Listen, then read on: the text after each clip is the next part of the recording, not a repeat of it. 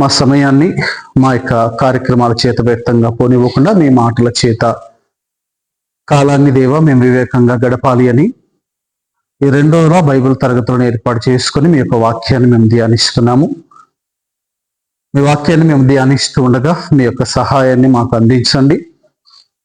మీ ఆత్మచేత మమ్మల్ని నడిపించి మీ వాక్యమును ఉన్నట్టుగా మేము నేర్చుకుంటూ ఇతరులకు దాన్ని ప్రకటించుకుంటూ మీ రాజ్య సువార్త వ్యాప్తి కొరకై మేము ప్రయాసపడేలాగున సహాయం చేయండి. ఈ బైబిల్ తరగతి అంతట్లో మీరు ఇంతవరకు సహాయం చేసినందుకు స్తుతులు. ఇక ముందు జరుగుతున్నటువంటి ఈ యొక్క శిష్యులకు కూడా మీరే తోడుగా ఉండి సహాయం చేసి నడిపించి మమ్మల్ని అందరినీ దీవించమని యేసు క్రీస్తు ఉన్నతమైన నామంలో ఈ ప్రార్థన వేడుకొనుచున్నాము తండ్రి, ఆమేన్. మధ్యాహ్న కాలం మందు 2వ సెషన్కి మరలా స్వాగతం. మీ అందరికీ క్రీస్తు నామంలో వందనాలు.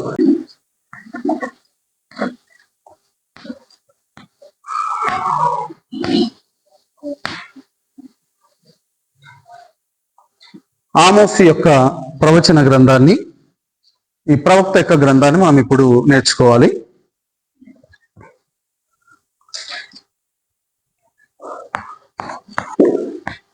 గ్రంథకర్త ఆమోసు, కాలము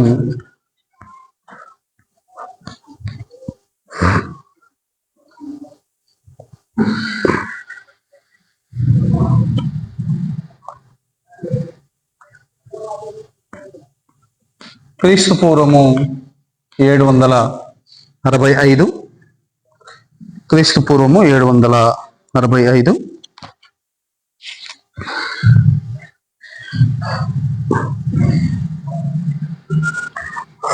రాజుల కాలాన్ని చూస్తే యూదా రాజైన ఉజ్జియా,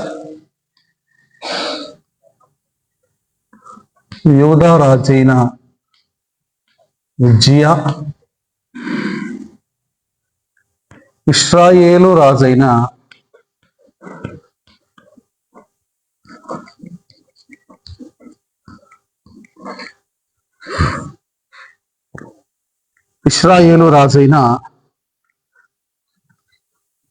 రెండవ యెరోబాము,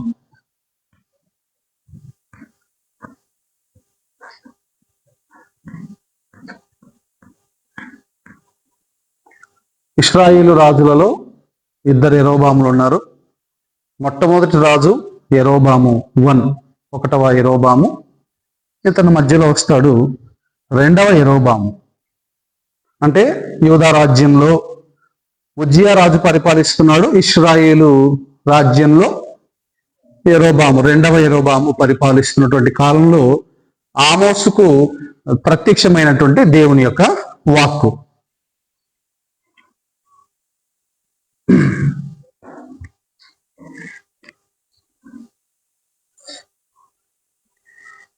ఈ ఆమోసును గురించి ఒకసారి మనము ఆలోచిస్తే, ఇతడు ప్రవక్తల యొక్క వర్గానికి చెందినటువంటి వ్యక్తి కాదు, ప్రవక్తగా పిలువబడినటువంటి వ్యక్తి కాదు. ఇతను ఎవరు అంటే, తెకోవా అనేటువంటి ఒక చిన్న గ్రామంలో పశువులను మేపుతూ మేడి చెట్లకు, అంటే మేడి చెట్ల తోటకు కావలి ఉన్నటువంటి వ్యక్తి. పశువులను కావలి కాస్తూ మేడి చెట్ల తోటకు కావలిగా ఉన్నటువంటి కాలంలో ఇటువంటి సాధారణమైనటువంటి వ్యక్తికి దేవుని యొక్క వాక్కు ప్రత్యక్షమై, ఆమోసు నువ్వు వెళ్ళి ఇశ్రాయేలు రాజ్యానికి ఈ వార్తను ప్రకటించాలి. యాక్చువల్గా ఈ తెకోవా అనేటువంటి ఈ పట్టణం ఎక్కడ ఉంటుందంటే, ఈ గ్రామము యెరూషలేముకు దక్షిణ దిక్కున ఉన్నటువంటి ఒక చిన్న గ్రామమే ఈ తెకోవా అనేటువంటి గ్రామము. ఆ గ్రామానికి చెందినటువంటి వ్యక్తే ఈ ఆమోసు. అయితే ఇతను యూదా రాజ్యానికి చెందినటువంటి వాడు. కానీ యూదా రాజ్యం నుండి దేవుడు ఎక్కడికి పంపించాడు? ఇశ్రాయేలు రాజ్యానికి వెళ్ళి నువ్వు దేవుని వాక్యాన్ని ప్రకటించాలి అన్నప్పుడు ఆమోసు వెళ్ళి దేవుని వాక్యాన్ని వారికి ప్రకటించినట్టుగా మనము చూస్తాము. ఆ తర్వాత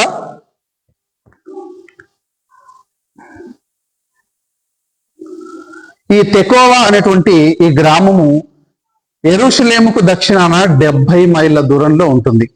70 మైళ్ళ దూరంలో ఉంటుంది. 70 మైళ్ళ దూరం. యెరూషలేముకు దక్షిణ దిక్కులో 70 మైళ్ళ దూరంలో ఈ తెకోవా అనే గ్రామం ఉంటుంది. అక్కడి నుండి వచ్చి ఇశ్రాయేలు రాజ్య పరిసర ప్రాంతాల్లో ఆమోసు దేవుని వాక్యాన్ని ప్రకటించారు. ఇప్పుడు ఉద్దేశాన్ని మనం గమనిస్తే, ఉద్దేశము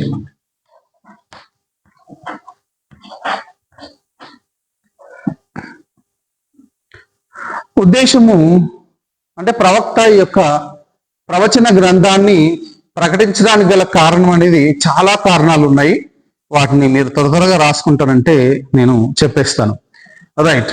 మొట్టమొదటి కారణం ఏంటి అంటే, యెరోబాము, ఈ 2వ యెరోబాము రాజు కాలంలో దేశానికి ఎటువంటి యుద్ధాలు లేకుండా ఇశ్రాయేలు రాజ్యము చాలా సుసంపన్నంగా, సుభిక్షంగా, ఎటువంటి శత్రుభయము లేకుండా ఉంది. అంటే ఇశ్రాయేలు రాజ్యము సురక్షితంగా ఉన్న కాలంలో, ఏ శత్రు బెడద లేనటువంటి పరిస్థితుల్లో ఇశ్రాయేలీలు చక్కటి వ్యాపారాన్ని చేసి సుసంపన్నులు అయ్యారు, చక్కటి ధనాన్ని సంపాదించారు. రైట్. అయితే ఈ ఇశ్రాయేలు రాజ్యంలో ఉన్నటువంటి ప్రజలు ధనవంతులైన తర్వాత, సంపన్నులైన తర్వాత వారి యొక్క ధనాన్ని మొదట ఉపయోగిస్తే దేవునికి ఉపయోగించాలి, తర్వాత రాజ్యంలో ఉన్నటువంటి ప్రజల శ్రేయస్సు కొరకైనా ఉపయోగించాలి.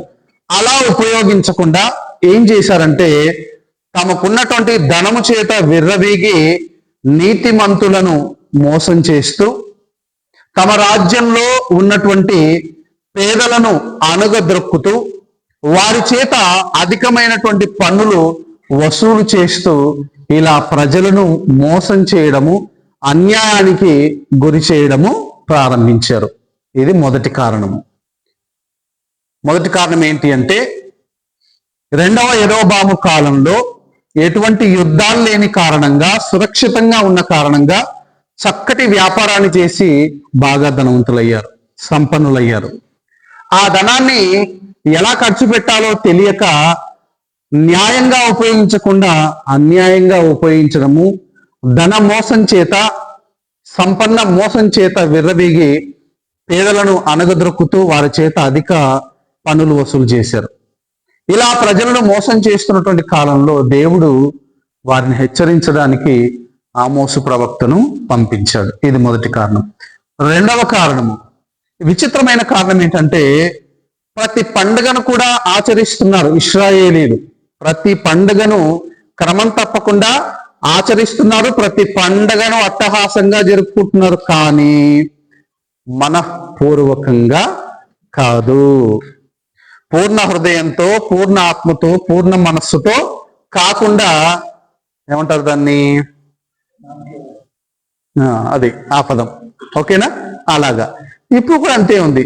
ఆరాధనకు కుటుంబంలోని అందరూ ఆరాధనకు వస్తున్నారు, కానీ ఎలాంటి హృదయంతో ఆరాధనకు వస్తున్నారు అనేది ప్రాముఖ్యమైనటువంటిది. పండుగలను అయితే ఆచరిస్తున్నారు, విశ్రాంతి దినాన్ని అయితే పాటిస్తున్నారు, కానీ మనఃపూర్వకంగా దేవుని యొద్దకు రావటం లేదు, మనఃపూర్వకంగా దేవునికి బలులను అర్పించడము లేదు. ఆ కారణం చేత దేవుడు వారిని హెచ్చరించడానికి ఆమోసు అనేటువంటి ఒక సాధారణమైనటువంటి పశువుల కాపరిని ఎన్నుకొని ఆయన చేత వారికి ప్రకటన, హెచ్చరిక చేయించినట్టుగా మనం చూస్తున్నాం.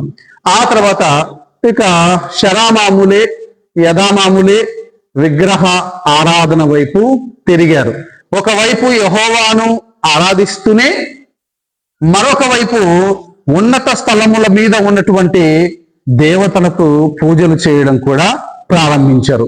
ఇటు యెహోవాను ఆరాధించడము, అటు విగ్రహాలను ఆరాధించడము, విగ్రహ ఆరాధన చేయడము. ఇలా దేశము ఇశ్రాయేలు రాజ్యం ఉన్నటువంటి పరిస్థితుల్లో వారిని హెచ్చరించడానికి ఆమోసు అనే ప్రవక్తను పంపించి ఈ ప్రకటన చేసినట్టుగా ఈ ఆమోసు గ్రంథం యొక్క సంపూర్ణమైనటువంటి సారాంశం. ఆ తర్వాత ఇంకో విషయం ఏంటంటే, దేవుడు సరాసరి ఆమోసు ప్రవక్తను ఎక్కడికి పంపించాడు, ఎక్కడికి ఈ ప్రకటనను పంపించాడు అంటే ఒకసారి చరిత్రలోకి మనం వెళ్ళాలి. రాజ్యము విభాగింపబడినప్పుడు, అనగా సొలొమోను చేసిన తప్పిదానికి ఆయన కుమారుడైనటువంటి రెహబాము కాలంలో రాజ్యము విభాగింపబడింది. అది మనం ముందే చదువుకున్నాం. రాజ్యం విభాగింపబడిన తర్వాత 10 గోత్రాల ప్రజలు ఇశ్రాయేల్ రాజ్యమయ్యారు. వారికి యరొబాము రాజయ్యాడు. ఈ యరొబాము ఒక ఆలోచన చేశాడు. ఏ ఆలోచన చేశాడంటే, ప్రతి సంవత్సరం కూడా ఇశ్రాయేలీలు ఎక్కడికి వెళ్ళి రావాలి? 3 సార్లు పండుగలకు యెరూషలేముకు వెళ్ళి రావాలి. అలా ప్రతిసారి వీళ్ళు యొర్దాను నదిని దాటి యెరూషలేముకు వెళ్ళి వస్తూ ఉంటే నెమ్మదిగా యూదా రాజ్యంతో వీళ్ళు కూడా కలిసిపోతారు అనేటువంటి ఉద్దేశంతో ఏం చేశాడంటే, ఇశ్రాయేలు ప్రజలారా, ప్రతి సంవత్సరం కూడా మీరు అంత దూరము యెరూషలేముకు వెళ్ళటం బహు కష్టము.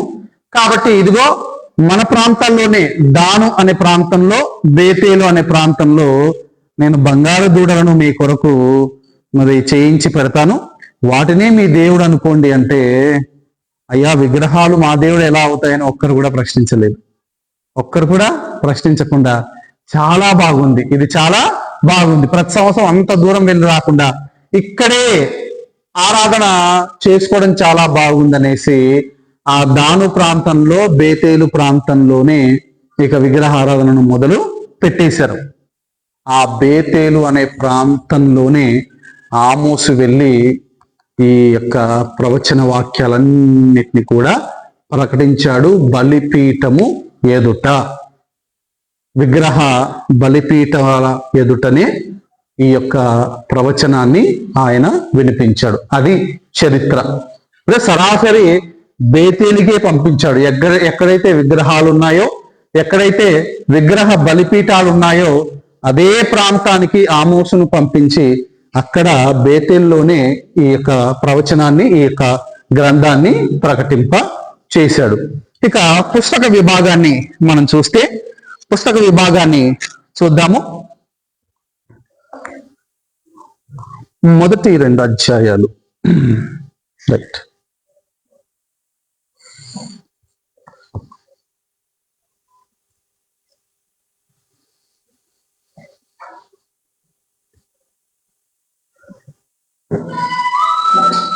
నంబర్ 1.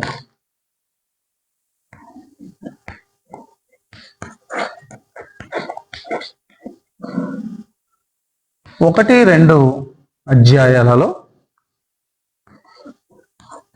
ఇశ్రాయేలు యూదా రాజ్యాల చుట్టూ ఉన్న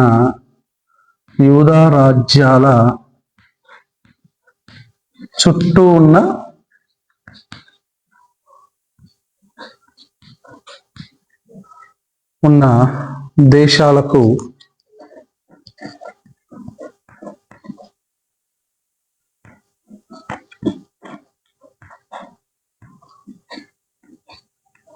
దేవుని తీర్పు. మొదటి 2 అధ్యాయాలలో ఇశ్రాయేలుకు, యూదా రాజ్యాలకు చుట్టూ, పరిసర ప్రాంతాల్లో చుట్టూ ఉన్నటువంటి ఇతర దేశాలకు దేవుని యొక్క తీర్పు. కారణం ఏంటి అంటే, ఇశ్రాయేలు యూదా రాజ్య ప్రజలు చెడిపోవడానికి గల కారణము వారి చుట్టూ ఉన్నటువంటి ప్రాంతాలే. వారి చుట్టూ ఉన్నటువంటి ప్రాంతాలు సకల జనుల మర్యాదల చొప్పున నడుచుకునేటువంటి రాజ్యాలు. అదే మనమైతే దేవుని ధర్మశాస్త్రాన్ని అనుసరించి నడిచేటువంటి వారము. కాబట్టి దేవుడు ఈ ఇశ్రాయేలు యూదా రాజ్యాల చుట్టూ ఉన్నటువంటి దేశాలపై తీర్పును ప్రకటించాడు. మీరు విగ్రహారాధన వల్ల మా ప్రజలు కూడా విగ్రహారాధన వైపు మల్లుతున్నారు. కాబట్టి ఆ దేశాలకే తీర్పు తీరుస్తున్నాడు అంటే మరి ఇశ్రాయేలు యూదాను దేవుడు వదులుతాడా? ఆ భయము ఇశ్రాయేలుకు యూదాకు కలగడానికి దేవుడు మొదట చుట్టూ ఉన్నటువంటి ప్రాంతాలకు తన తీర్పును వెలువరించాడు. ఇందాక చదువుకున్నాం, అసలు అన్య దేశాలకు, అన్య ప్రాంతాలకు ఎందుకు దేవుని యొక్క తీర్పు అంటే, రానున్న భవిష్యత్తు కాలంలో భూ దిగంతముల వరకు దేవుని యొక్క రాజ్యము విస్తరింపబోతోంది, దేవుని యొక్క తీర్పు లోకమందంతటా ప్రకటింపబడుతుంది అనేటువంటి సంకేతాన్ని ఇవ్వడానికే దేవుడు ఆయా ప్రవచన గ్రంథాల్లో, ప్రవక్తల గ్రంథాల్లో ఇతర దేశాలను కూడా, వాటిని కూడా తీర్పు తీరుస్తూ, వాటికి కూడా శిక్ష విధిస్తూ వచ్చాడు. ఓకే, అర్థమైనా? ఇది 1-2 అధ్యాయాల్లో ఉంటుంది. ఆ తర్వాత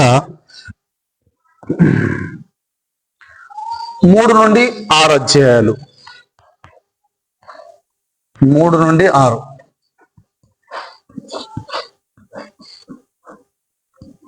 3-6 అధ్యాయాలలో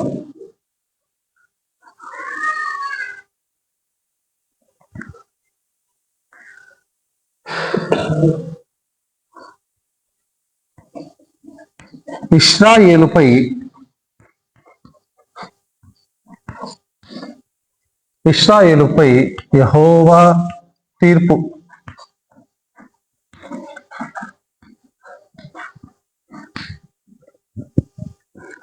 ఇశ్రాయేలుపై యెహోవా తీర్పు.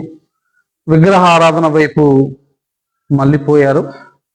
ఒకవైపు యెహోవాను ఆరాధిస్తూనే మరలా ఏం చేశారు? విగ్రహాలను మాత్రము వదలటం లేదు. ఎందుకంటే వారి మొట్టమొదటి రాజు ఉన్నత స్థలముల మీద బంగారు దూడలను చేయించాడు కదా, వాటిని మాత్రము పూజించడము మానటము లేదు. అర్థమైంది కదా? సో ఒకవైపు యెహోవాను ఆరాధించడం, మరొక వైపు ఉన్నత స్థలాల మీదకి వెళ్ళి అక్కడ పూజా పునస్కారాలు చేయడం, ఇలా కొనసాగుతూనే ఉంది. మనం కూడా అంతే కదా, పీర్ల పండుగ వస్తే అక్కడ టెంకాయ కొట్టు రావడం, ఆదివారం వస్తే ప్రార్థనకు రావడం కదా, అన్నీ. అంటే మనకు కొన్ని ఆత్మీయ భ్రష్టత్వం అనేది మనల్ని అలాగా నడిపిస్తుంది.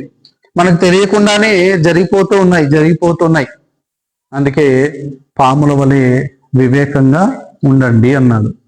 పాముల వలె వివేకంగా ఉండండి, వివేకం కలిగి నడుచుకోండి. ఏది మంచి, ఏది చెడు, ఏది న్యాయం, ఏది అన్యాయం అని తెలుసుకోండి అని దేవుడు ప్రకటిస్తున్నాడు. అందుకే 3-6 అధ్యాయంలో ఇశ్రాయేలు రాజ్యంపై యెహోవా యొక్క తీర్పు. మీ ధనము మీ యొద్ద నుండి నేను తీసివేతను, మీ ధాన్యమును, మీ ధాన్యం యొక్క ఆధారాన్ని నేను తీసివేస్తాను, జాగ్రత్త. సంపన్నులయ్యారు అని పేదలను చిన్న చూపు చూడడము, ఇతర ధనవంతులే మోసం చేస్తూ వ్యాపార సరళి, ఇది అంటారు, ఏదో అంటారు, నాకు పదం రావట్లేదు కానీ ఇది వ్యాపారం అంటారు. వ్యాపారం అంటే అలాగే ఉంటుంది అన్నట్టుగా పూర్తిగా లోకంలో కలిసిపోయారు, దేవుని మార్గం నుండి దూరం అయిపోయారు. అందుకే ఆ తర్వాత ఇక 3వది 7-9 అధ్యాయాలు.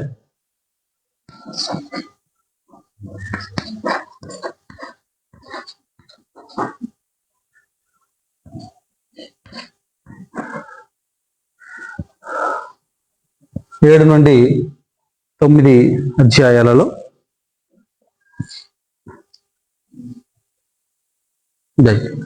ఇక శిక్షణ ప్రకటించాడు. 3-6 అధ్యాయాల్లో శిక్షణ ప్రకటించాడు.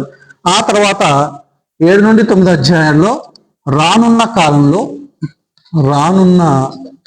కాలంలో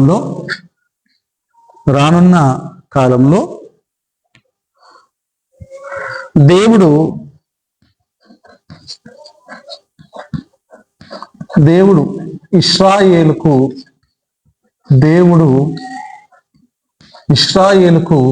సహాయం చేసి,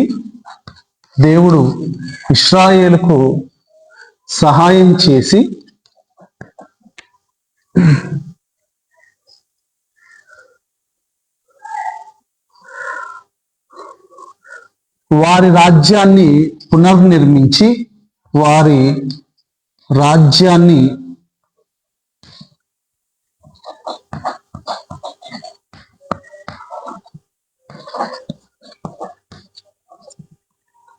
రాజ్యాన్ని పునఃనిర్మించి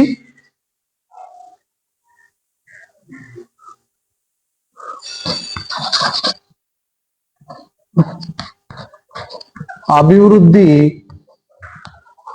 పరచెదను, అభివృద్ధి పరచెదను అని, అభివృద్ధి పరచెదను అని దర్శనములు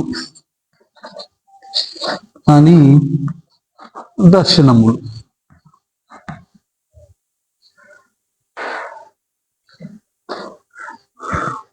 రైట్.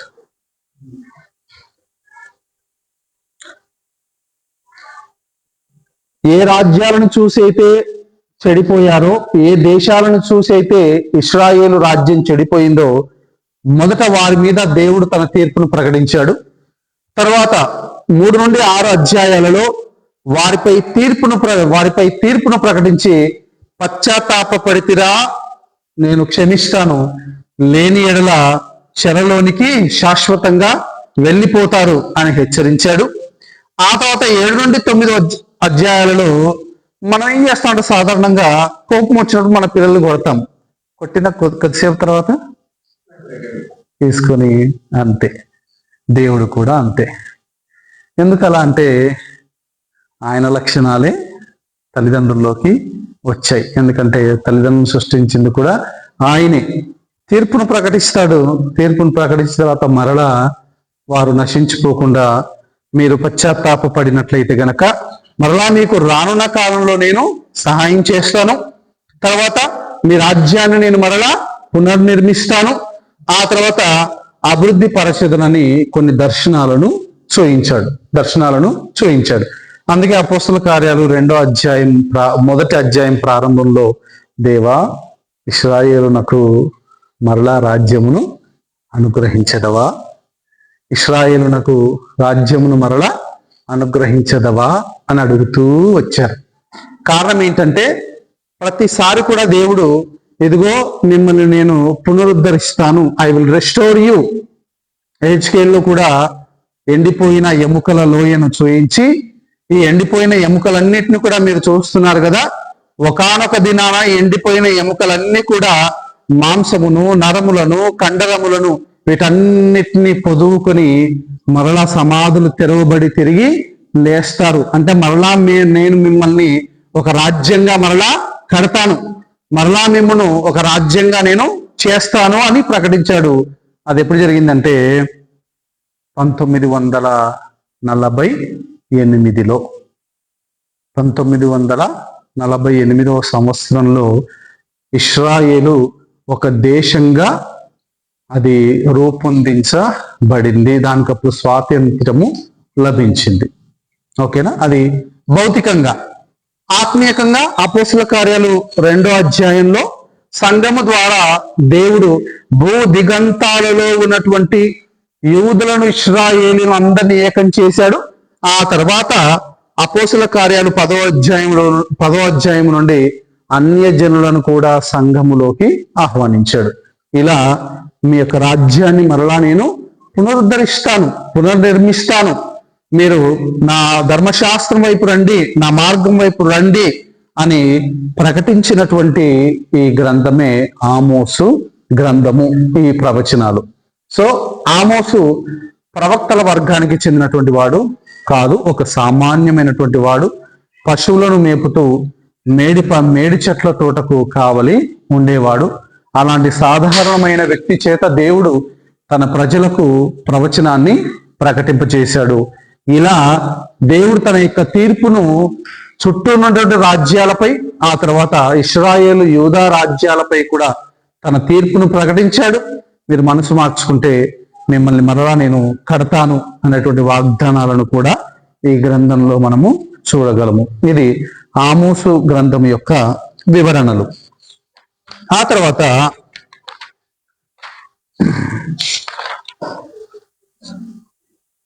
ఈ ఆమోసు అను మాటకు చెప్పలేదు మీకు, భారము అని అర్థం. భారము. ఆమోసు అను పదానికి గల హెబ్రూ భాషలో ఆమోసు అను పదమునికి గల అర్థము భారము. భారము, భారాన్ని మోసేటువంటి వాడు. ఒక సామాన్యమైనటువంటి వ్యక్తి ఎంతకాలం ప్రకటించాడంటే తెలుసా? 1 సంవత్సర కాలం పాటు యూదా రాజ్యము నుండి బయలుదేరి ఇశ్రాయేలు రాజ్యానికి 1 సంవత్సరం పాటు బేతేలు ప్రాంతంలోనే నివాసం ఉండి అక్కడ దేవుని వాక్యాన్ని వినిపించాడు. 1 సంవత్సరం ఉన్నాడు అక్కడే. రైట్, ఇది ఆమోసు గ్రంథాన్ని గూర్చినటువంటి వివరణలు.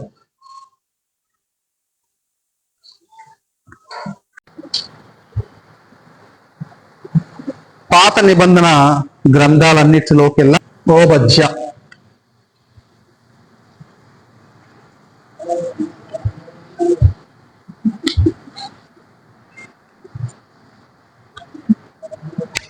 ఓబద్య గ్రంథం. ఈ ఓబద్య అను మాటకు అర్థము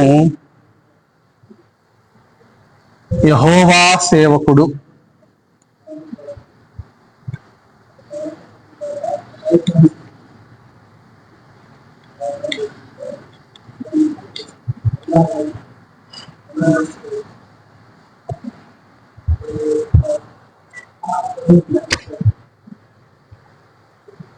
యెహోవా సేవకుడు అని అర్థమిచ్చు ఓబద్య అని పేరు.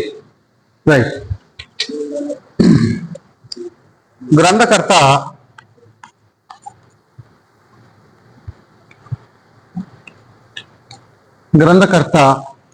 ఓబద్య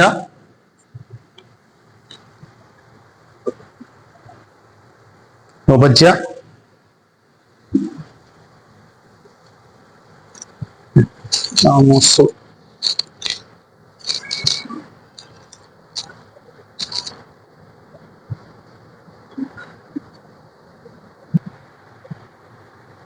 కాలము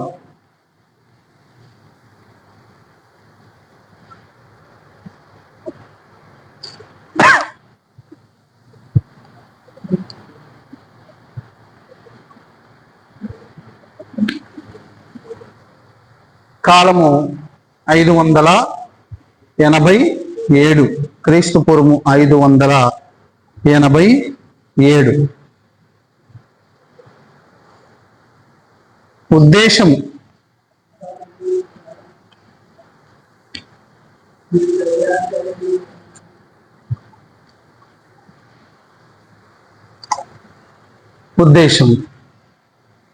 ఈ పుస్తకం చిన్నదైనప్పటికీ ఈ గ్రంథంలో ఉన్నటువంటి సారాంశం అనేది ఒక గుణపాఠమునకు సంబంధించినది. ఒక గుణపాఠమును నేర్పేటువంటి ప్రవచన గ్రంథమే ఓబద్య గ్రంథం. ఆ గుణపాఠం ఏంటి, ఎవరికి ఆ గుణపాఠము అనే విషయాన్ని మనము ఆలోచిస్తే, ఎదోము విన్నారు కదా ఈ పేరు మీరు. ఎదోము ఎవరు? ఎదోము అంటే ఎవరి పేరు ఎదోము అన్నది? ఎదోము అన్నది ఎవరి పేరు?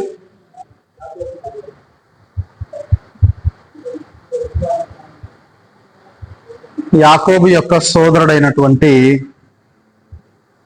ఏశావు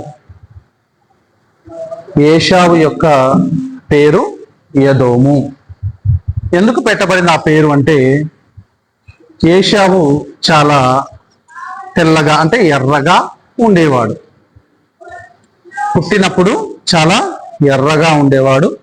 అందుకే ఎర్రని వాడు అని అర్థం ఇచ్చు యదోమ్ అనేటువంటి పేరు, హిబ్రూ పేరు యదోమ్.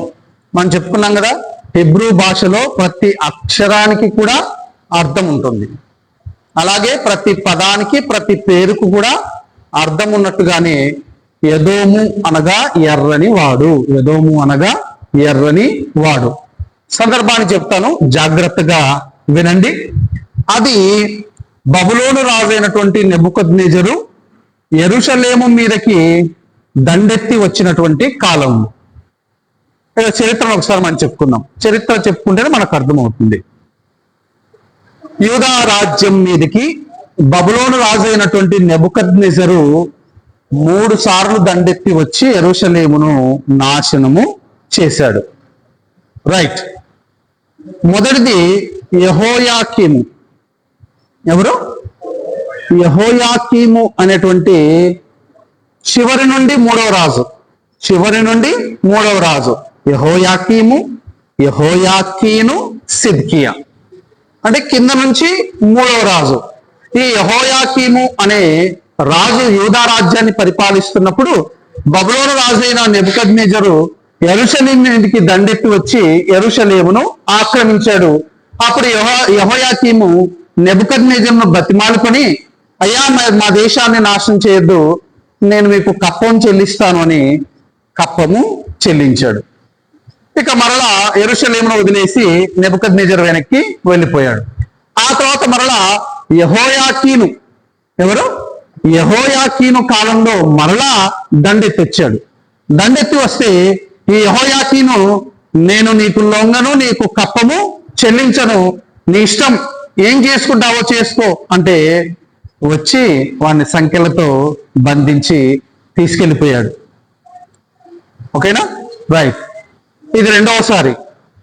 ఆ తర్వాత యెహోయాకీను యొక్క బాబాయ్ అయినటువంటి సిద్కియాను రాజుగా చేసిపోయాడు నెబుకద్నెజరు. ఈ సిద్కియా రాజుగా ఉన్నప్పుడు మొదట పన్ను బాగానే చెల్లించాడు, కప్పము బాగానే ఇచ్చాడు నెబుకద్నెజరుకు. కానీ ఆ తర్వాత సిద్కియా నెబుకద్నెజరుకు తిరుగుబాటును ప్రకటించాడు. అప్పుడు నెబుకద్నెజరు మూడవసారి యెరూషలేము మీదికి దండెత్తి వచ్చి సిద్కియాను బంధించి అతని 2 కళ్ళు ఊడబీకించి అతన్ని ఒక బందీ గృహంలో బానిసగా చేసేసాడు. అప్పుడు యెరూషలేము దేవాలయాన్ని మొత్తం నాశనం చేసేసాడు. యెరూషలేము దేవాలయాన్ని మొత్తం కూడా సమూల నాశనము, యెరూషలేము పట్టణాలను, యెరూషలేము దేవాలయాన్ని సమూల నాశనం చేశాడు. దొరికిన వారిని దొరికినట్టుగా చంపేశాడు. మిగతా వాళ్ళు ప్రాణాలను చేతిలో పట్టుకొని పారిపోతూ ఉన్నారు. పారిపోతూ ఉన్నప్పుడు రైట్, ఈ యెరూషలేము అనేది మృత సముద్రానికి చాలా దగ్గరగా ఉంటుంది. ఐగుప్తు దేశము ఎర్ర సముద్రానికి దగ్గరగా ఉంటుంది. మృత సముద్రానికి దగ్గరగా ఈ ఇశ్రాయేలు ప్రాంతము, యెరూషలేము ప్రాంతము ఉంటుంది. ఈ యెరూషలేము ప్రాంతానికి దక్షిణాన, యెరూషలేము ప్రాంతానికి కాళ్ళ దగ్గర దక్షిణాన సరిహద్దుల్లో ఎదోము దేశం ఉంటుంది. యెరూషలేముకు దక్షిణాన కాళ్ళ దగ్గర ఎదోము అనేటువంటి దేశము సరిహద్దుల్లో ఉంటుంది. ఈ మూడవసారి నెబుకద్నెజరు రాజు దండెత్తి వచ్చినప్పుడు, ఆ నెబుకద్నెజరు రాజు అందరినీ పట్టుకొని కత్తి చేత సంహరిస్తున్నప్పుడు కొందరు ప్రజలు ఏం చేశారంటే, యూదా వారు యెరూషలేము నుండి పారిపోతూ ఎదోము సరిహద్దుల్లోకి ప్రవేశించారు. ఎందుకు ఎదోము సరిహద్దుల్లోకి ప్రవేశించారు? పైకి వెళ్తే పైన ఫిలిస్తీన్లు ఉన్నారు కదా, గాజా ఉందిగా, అక్కడికి పరిగెత్తకుండా ఎందుకు కిందికి పరిగెత్తారు? ఎందుకంటే మా అన్న ఉండేది ఎవరు? మా అన్న కదా అని పరిగెడితే ఎదోమీలు ఏం చేశారో తెలుసా? ఒకరి చేతులు ఒకరు ఇలా పట్టుకొని గోడలాగా ఉండి ఇశ్రాయేలీలు తప్పించుకొని పోకుండా వాళ్ళను బంధించి బబులోను రాజుకు అప్పగించారు. అంటే దాయాదుల పోరు అన్నమాట. పాపం ప్రాణాల చేత పట్టుకొని, మా అన్న దేశం ఉంది కదా, మా అన్న దేశంలో వెళ్ళి దాక్కుంటే ప్రాణాలైనా నిలుపుకోవచ్చు అని సరిహద్దుల్లో ప్రవేశించిన వారిని ప్రవేశించినట్టుగా అడ్డుగోడలు వేసి వారిని ఏం చేశారంటే మరలా బబులోను రాజుకు అప్పగించేశారు. ఇలా అప్పగించినందుకు దేవుడు ఎదోము మీద యుద్ధాన్ని ప్రకటించాడు. ఈ పుస్తకం అంతా కూడా ఉండేది ఒకే అధ్యాయమే. ఈ పుస్తకం అంతా కూడా ఎదోమీయుల యొక్క నాశనాన్ని గురించి, ఎదోమీయుల యొక్క నాశనము.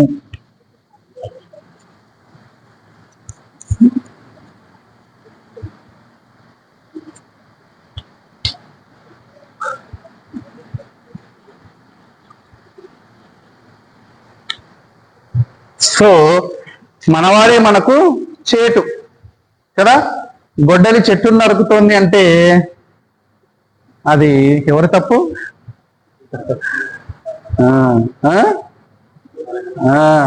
గొడ్డలికి ఉన్నటువంటి చెట్టు నుంచి వచ్చినటువంటి కామ అది లేకపోతే ఇనుప గొడ్డలు ఏమీ చేయలేదు. మనవాడికి మనవాడే చేటు, మనకు మనమే చేటు అన్నట్టుగా సొంతం అన్న తమ్ముని పిల్లలను శత్రువు చేతికి అప్పగించాడు. అందుకే ఏదో మీరు అనుకొచ్చి దేవుడు అంటూ, నీవు చేసినదే మరలా నీ నడినెత్తి మీదికి వస్తుంది. గుర్తుపెట్టుకో ఎదోము.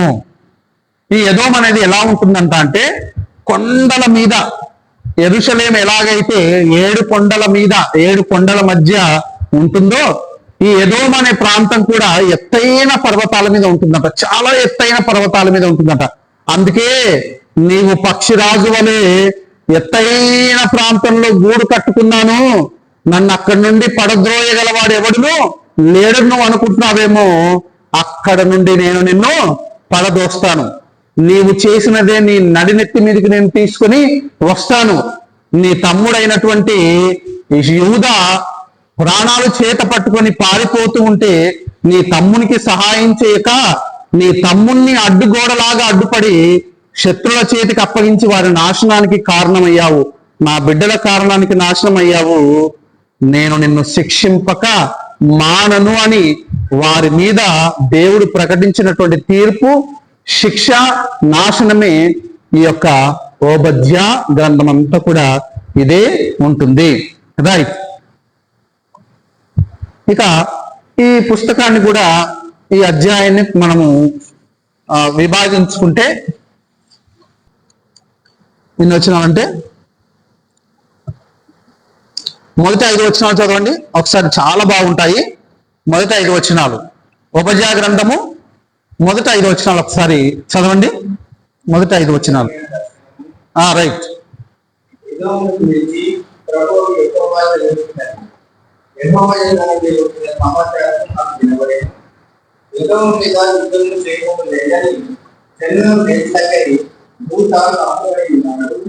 నేను రాత్రి కన్ను వేసుకోవాలి కానీ ఇంటికి వచ్చేలా తమకు కావాల్సినంత మటుకు దోచుకుంటారు కదా.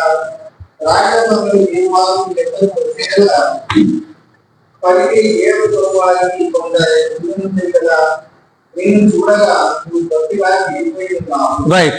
5 వచనాల్లో మనం చెప్పుకున్నది వచ్చింది కదా, ఎదోము అన్నాడు. ఇప్పుడు 10 నుండి 15 వచనాలు చదువుతున్నాను, గమనించండి. 10 నుండి 15 వచనాలు. నీ సహోదరులైన యాకోబు సంతతికి నీవు చేసిన బలత్కారమును బట్టి నీవు అవమానమునందుదువు. ఇక ఎన్నటికి నీ లేకుండా నీవు నిర్మూలము అగుదువు. నీవు పగవాడవై నిలిచిన దినమందు అన్యులు వారి గుమ్మములలోనికి చొరబడి యెరూషలేము మీద చీట్లు వేసిన దినమందు నీవును వారితో కలుసుకొంటివి గదా. నీ సహోదరుని శ్రమానుభవ దినము చూచి నీవు ఆనందముందతగదు. యూదా వారి నాశన దినమున వారి స్థితిని చూచి నీవు సంతోషింపతగదు. నా జనుల ఆపద్దినమున నీవు వారి గుమ్మములలోనికి చొరబడతగదు. వారి ఆపద్దినమున నీవు సంతోషపడుచు వారి బాధను చూడతగదు. వారి ఆపద్దినమున నీవు వారి ఆస్తిని పట్టుకొనతగదు. వారిలో తప్పించుకొనిన వారిని సంహరించుటకు అడ్డత్రోవలలో నీవు నిలువతగదు. శ్రమ దినమందు అతనికి శేషించిన వారిని శత్రువుల చేతికి అప్పగింప తగదు. యెహోవా దినము అన్య జనులందరి మీదికి వచ్చుచున్నది. మనం హోషేయ నుంచి కూడా ఇదే చూస్తున్నాము. యెహోవా యొక్క తీర్పు అన్య జనులందరి మీదకి కూడా వస్తుంది. నువ్వు వినలేదా యుగము కదా, వినలేదా నువ్వు? రైట్. అప్పుడు నీవు చేసినట్లే నీకును చేయబడును. నీవు చేసినదే నీ నెత్తి మీదికి వచ్చును. నీ సహోదరుని శ్రమానుభవ దినమును చూచి నీవేం చేశావు? సంతోషించావు. తర్వాత శత్రువుల చేతికి వారిని అప్పగించావు. నువ్వు కూడా అలాగే అప్పగింపబడతావు. నువ్వు సమూల నాశనము అవుతావు. ఇప్పుడు ఎదోము సంతతి అనేది ప్రపంచ పటములో లేదు. ఎదోము వంశం అనేదే ప్రపంచ పటములో లేదు. ఎదోము అనే దేశమే ప్రపంచ పటములో లేకుండా దేవుడు దాన్ని సమూల నాశనము చేశాడు. సో ఒకరి శ్రమానుభవ దినమును చూసి మనము ఆనందపడకూడదు. దేవుని బిడ్డలుగా వాళ్ళు శత్రువులైనా సరే వారికి సహాయం చేయకపోయినా పర్లేదు, కానీ వారి శ్రమానుభవ దినమును చూచి మాత్రం మనం సంతోషింప తగదు. సొంత తమ్ముని యొక్క శ్రమానుభవ దినమును చూసి సంతోషించారు. వారిని శత్రుల చేతికి నువ్వు అప్పగించావు అని అన్నాడు. అందుకే మొదటి నుండి 16 వచనాలు, మొదటి నుండి 16 వచనములు, మొదటి నుండి 16 వచనములలో ఎదోము యొక్క నాశనము,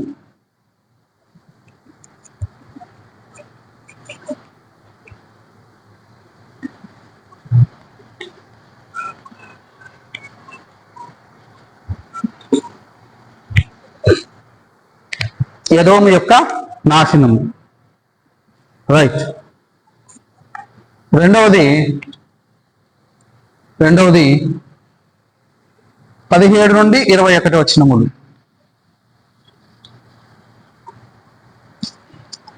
17 నుండి 21 వచనాలు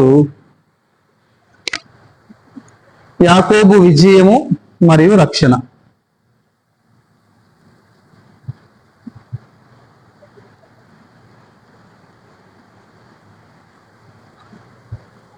యాకోబు విజయము మరియు రక్షణ.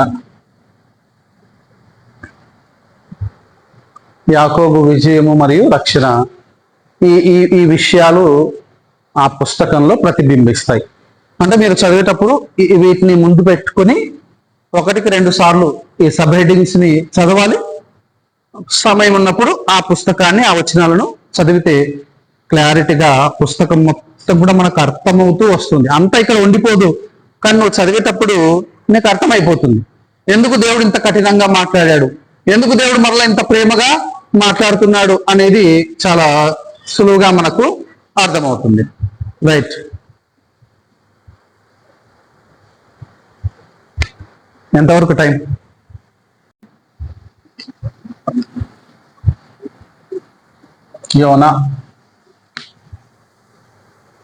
యోనా గ్రంథము, పావురము.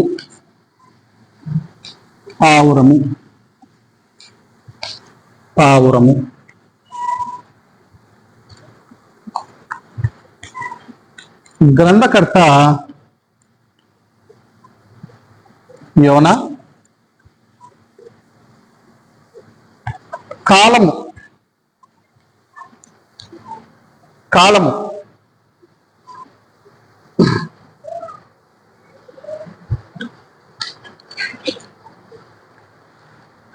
740 BC, క్రీస్తు పూర్వము 740 యూదా రాజైన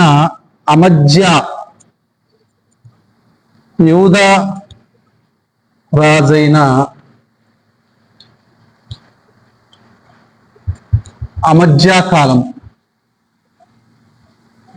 యూదా రాజైన అమజ్యా కాలం.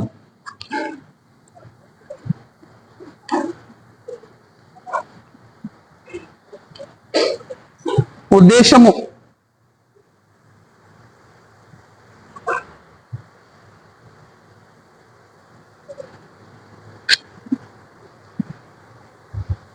యెహోవా అందరికీ దేవుడు. యెహోవా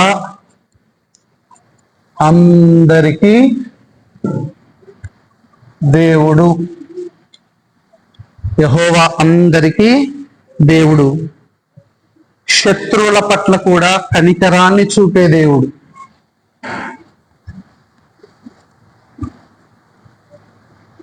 పశ్చాత్తాపపడితే, మారు మనసు పొందితే శత్రువుల పట్ల కూడా కనికరము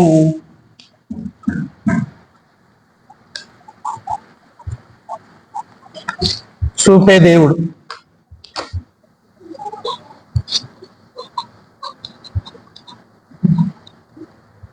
కనికరము చూపే దేవుడు.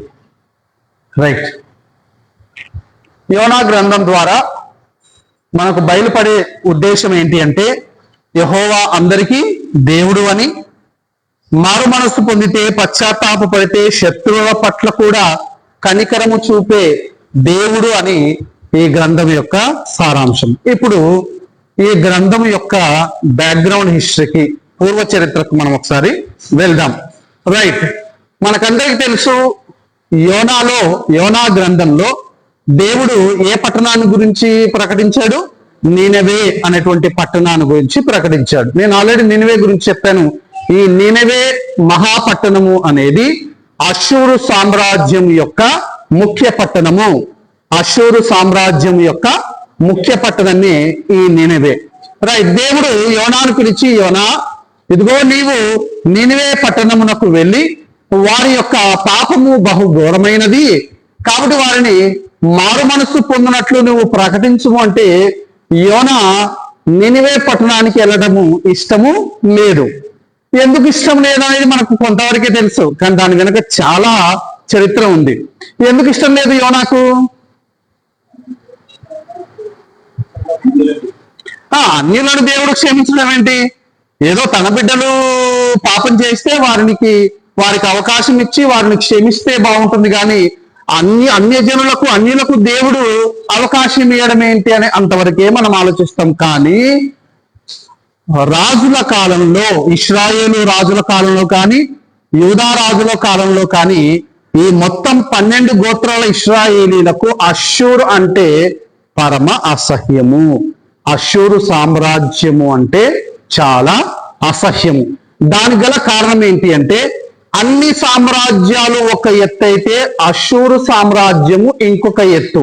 అష్షూరు సామ్రాజ్యం యొక్క స్టైల్ ఏంటి అంటే, ఈ అష్షూరు రాజు ఏ దేశం మీదకి దండెత్తుతాడో ఆ దేశాన్ని సమూల నాశనం చేసే వరకు విడువడు. అందులో ఉన్న ఏ ఒక్కరిని వదలడట. అందులో ఉన్న ఏ ఒక్కరిని కూడా అష్షూరీయులు వదలరు. ఓకేనా? అంతేకాదు, ఇంకోటి ఏంటంటే, కొన్ని చెప్పుకోకూడదు కానీ పురుషులందరినీ కూడా తీసుకెళ్ళటము. ఇక్కడ స్త్రీలు మిగిలి ఉంటారు కదా, అష్షూరు దేశము నుండి వారి పురుషులను తీసుకొని వచ్చి వారు వీళ్ళని వివాహం చేసుకొని పిల్లలను కనాలి. అంటే నేను స్టైల్గా చెప్తున్నాను, మీకు అర్థమైంది కదా? అదే అన్నమాట. ఇది అష్షూరీయుల యొక్క యుద్ధ నీతి అన్నమాట.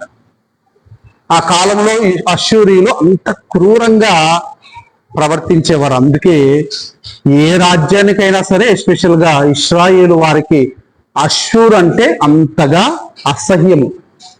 ఆ అష్షూరీయుల ముఖ్య పట్టణమైనటువంటి నీనివేకు దేవుడు రక్షణ ఇవ్వబోతున్నాడని యోనా వినగానే యోనాకు చాలా కోపము వచ్చింది.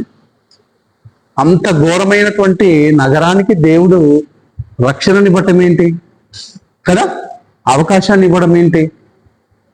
ఇశ్రాయేలులను పట్టుకెళ్ళిపోయారు, వాళ్ళు అసలు తిరిగి కూడా రాలేదు. అందుకే ఇర్మియా గ్రంథంలో ఉంటుంది, అతను కొనిపోబడుతున్నాడు, అతడు మరలా తన జన్మభూమిని చూడడు కదా. వెళ్ళిపోతున్న వారిని గురించి ఏదో ఉంటుంది కదా, ఆ మాట నాకు సరిగా గుర్తు రావట్లేదు. కానీ అలా అష్షూరీయులు ఎవరినైనా చెరపట్టారు అంటే వాళ్ళను సమూల నాశనము చేస్తారు. వారి స్త్రీలను ఏమాత్రము వదలరు. ఇలా ఉన్నటువంటి కారణంగా అష్షూరీయులను ఆ కాలంలో చాలా ద్వేషించేవారు. ఆ ద్వేషానికి కారణమే యోనాలో ఉన్నటువంటి కారణము. అందుకే అసలు ఒక ప్రవక్త దేవునికి ఎదురు తిరగడం అనేది మనం ఏ గ్రంథంలో కూడా చూడలేదు. ఎహెజ్కేలుతో దేవుడు చెప్పాడు, నీ భార్యను చంపేస్తున్న ఎహెజ్కేలు, నీవు కనీసం ఏడవకూడదంటే ఏడవను కూడా ఏడవలేదు. అహరోను, నీవు ఈ హూరు కొండ మీదకి ఎక్కి వస్తే నీ ప్రాణాలను తీసుకుంటానంటే చక్కగా నడుచుకుంటూ వెళ్ళాడు, దేవునికి ప్రాణాలను ఇచ్చేశాడు. మోషే, ఈ యొక్క కొండ మీద, నెబో కొండ మీద నువ్వు ఇక చనిపోబోతున్నావు, ఒక్కసారి కన్నులెత్తి కన్నులారా చూడు, కణాలను చూడు అంటే, సరే ప్రభువా నీ చిత్తం అని ఆ నెబో కొండ మీదకి ఎక్కి అక్కడ చనిపోయాడు. ఏ ప్రవక్త అయినా తీసుకోండి, యెషయా ప్రవక్తకు దేవుడు చెప్పాడు, యెషయా నీవు 2 సంవత్సరాలు వస్త్రాలు లేకుండా, కాళ్ళకు చెప్పులు లేకుండా ప్రకటించాలంటే సరే ప్రభువా అని ఒప్పుకున్నాడు. ఇలా ఏ ప్రవక్తను తీసుకున్నా ప్రతి ప్రవక్త కూడా దేవునికి విధేయుడు, కానీ యోనాలో మాత్రము దానికి వ్యతిరేకంగా మనకు కనిపిస్తుంది. దానికి గల కారణాలు లేకపోలేదు. అందుకే యోనా నినివేకు వెళ్ళటము ఏమాత్రం ఇష్టము లేదు. మరి ఎక్కడికి వెళ్ళడానికి ప్రయత్నించాడట? తర్షీషుకి వెళ్ళడానికి ప్రయత్నించాడట. చరిత్రలో ఓడ ఎక్కి తర్షీషుకు ప్రయాణం చేయడము సుదూరమట, అసలు అసాధ్యమట. ఎంతో క్లిష్ట పరిస్థితిని ఎదుర్కొంటేనే తర్షీషుకు చేరుకోగలరట. అయినా సరే యోనా ఏం చేశాడు? తర్షీషుకు వెళ్ళే ఓడను ఎక్కాడు. అది చాలా సుదూరమైనటువంటి ప్రయాణం. దాని వెనక ఉన్నటువంటి ఆత్మీయ అర్థం ఏంటి అంటే, సుదూర ప్రాంతాలకు కూడా దేవుని యొక్క రాజ్య వ్యాప్తి జరుగుతుంది అని సూచాయిగా చెప్పడానికే యోనా ద్వారా దేవుడు ఆ విధంగా నడిపించాడు. ఇది యోనా గ్రంథానికి వెనక ఉన్నటువంటి చరిత్ర. ఇంత బలమైన కారణం ఉండటం చేతనే దేవుణ్ణి కూడా ఎదిరించడానికి యోనా వెనకాడలేదు. అందుకే దినవృత్తాంతాల గ్రంథంలో ఉంటుంది, అష్షూరీయులు వచ్చి ఇశ్రాయేలులను దండెత్తి మగవారినందరినీ తీసుకెళ్లిపోయారు. వారి మగవారినందరినీ కూడా ఇశ్రాయేలుకు దించారు. దించితే వీళ్ళు పెళ్లిళ్ళు చేసుకొని పిల్లల్ని కన్నారు. ఆ కొత్తగా జన్మించినటువంటి పిల్లలకు యెరూషలేము ప్రాంతంలో, కనాను ప్రాంతంలో ఎలా బ్రతకాలో తెలియకపోతే దేవుడు వారి మధ్యకు సింహాలను పంపించి వారిని అందరినీ కూడా నాశనం చేశాడు. అంటే దేవుని ధర్మక్షేత్రములో ఎలా పడితే అలా జీవించకూడదు. ఓకేనా? రైట్. సో అష్షూరీయుల మీద అంత కోపము, అంత అసూయ ఉన్నటువంటి కారణం చేతనే యోనా నినివేకు వెళ్ళడానికి ఏ మాత్రం ససేమిరా ఇష్టపడలేదు. వారు రక్షణ పొందుతూ ఉంటే కూడా యోనాకు ఏ మాత్రం కూడా ఇష్టము లేదు కదా. అందుకే మనసు నొప్పించుకొని ఆ తర్వాత మరలా నినివేకైతే వెళ్ళాడు, కానీ ఒక ప్రేక్షకుడిగా చూస్తూ ఇలా ఉన్నాడు, ఎప్పుడెప్పుడు నాశనం అవుద్దా.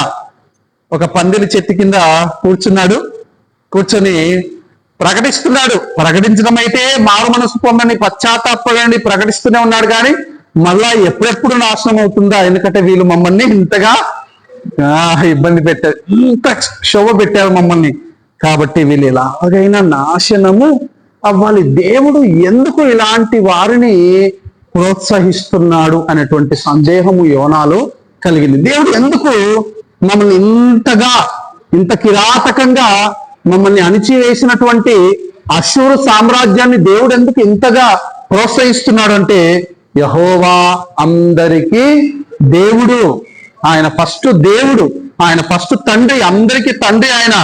ఎవరైనా పశ్చాత్తాపడితే, ఎవరు పశ్చాత్తాపడినా కూడా వారి పట్ల కనికరం చూపే దేవుడు ఈయన అని యోనా ద్వారా ఆనాడు యోనా కాలం వారికి ప్రకటించాడు. ఈనాడు మనకు కూడా అదే వర్తమానాన్ని ఈ యొక్క గ్రంథం ద్వారా దేవుడు మనకు తెలియజేస్తున్నాడు. ఈ గ్రంథం వెనక ఉన్నటువంటి సారాంశము, ఉద్దేశం కూడా అదే అనే విషయాన్ని గమనించాలి. రైట్. ఆ తర్వాత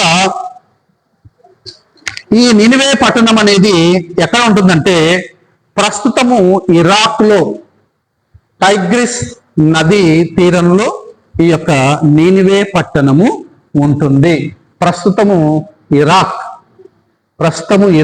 అనేటువంటి దేశంలో టైగ్రిస్ అనే నదీ తీరంలో, టైగ్రిస్ నది తీరంలో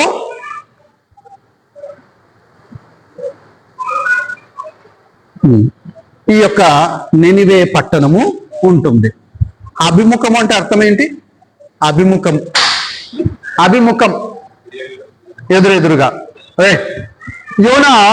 యోనా తర్షీష్కి వెళ్ళడానికి ప్రయత్నించాడు కదా.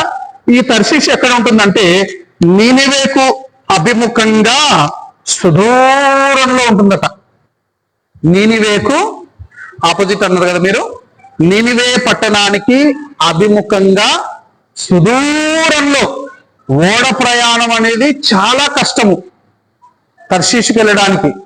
అంతటి సుదూరంలో ఉన్నటువంటి పట్టణమే తర్షీషు పట్టణం. ఇది యోనా గ్రంథం యొక్క పూర్వ చరిత్ర. ఆ తర్వాత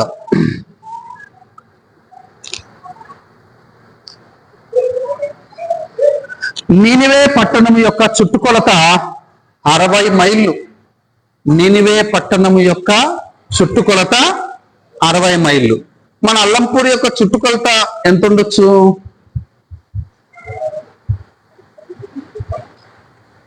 5 మైళ్ళు ఉండొచ్చా? 5 మైళ్ళు కదా, 5 మైళ్ళు. నినివే పట్టణం యొక్క చుట్టుకొలత 60 మైళ్ళు. ఆ తర్వాత ఈ నినివే యొక్క ప్రాకారపు గోడలు 60 అడుగుల ఎత్తు, కోట గోడలు. నినివే పట్టణపు ప్రాకారపు గోడలు, కోట గోడలు ఎంత? 60 అడుగుల ఎత్తు. ఇందులో 1500 గోపురాలు, దేవతలకు సంబంధించిన 1500 గోపురాలు అంటే టవర్స్, దేవతా స్తంభాలు, 1500 దేవతా స్తంభాలు ఈ నగరంలో ఉండేవి. తర్వాత నినివే పట్టణం యొక్క జనాభా 12,000.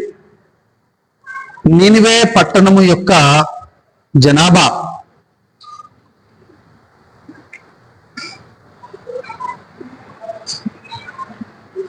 నినివే పట్టణం యొక్క జనాభా 12,000.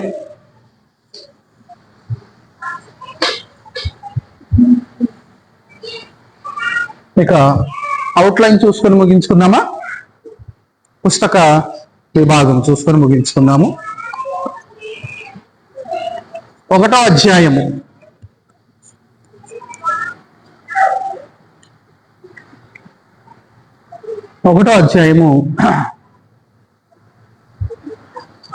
యోనా దేవుని ఆజ్ఞకు అవిధేయత చూపుట. యోనా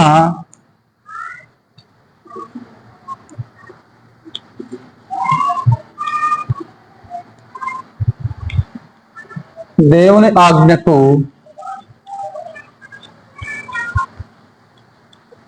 అవిధేయత చూపుట.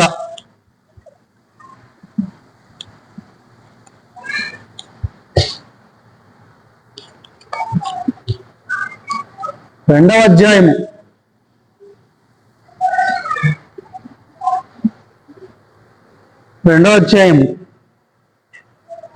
యోనా యొక్క కృతజ్ఞతా గీతము.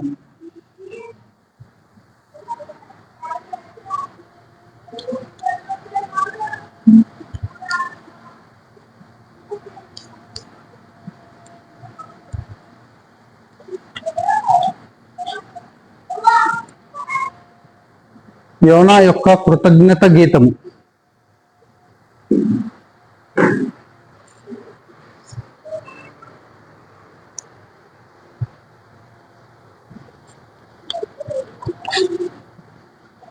మూడో అధ్యాయము.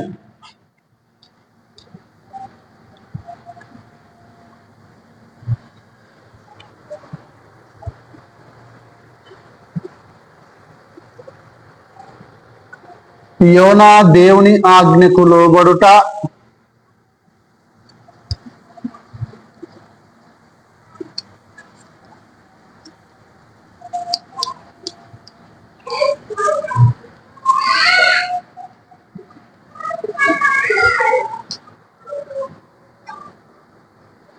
నినివే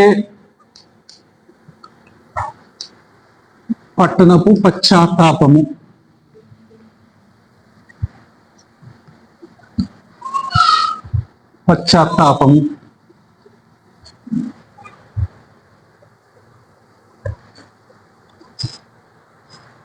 నాలుగోది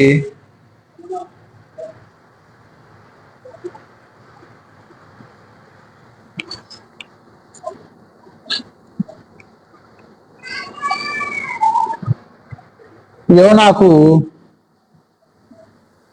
4వ అధ్యాయము 4వ అధ్యాయము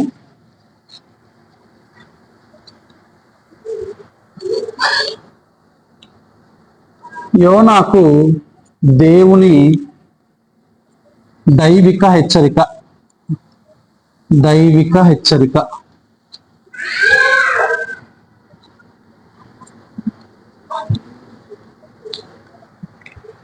యోనాకు దేవుని దైవిక హెచ్చరిక. ఇది యోనా గ్రంథం యొక్క వివరణ. ఏ రాజు పాలనో చెప్తే రాశాను కదా, యూదారాజైన అమజ్య. అక్కడ 2వ రాజులు 14వ అధ్యాయము 25వ వచనం అని రాసుకోండి. అక్కడ కనిపిస్తాడు. 2వ రాజుల గ్రంథము 14వ అధ్యాయము 25వ వచనంలో మనకు ఈ యోనా ప్రవక్త రాజుల కాలంలో కనిపిస్తాడు.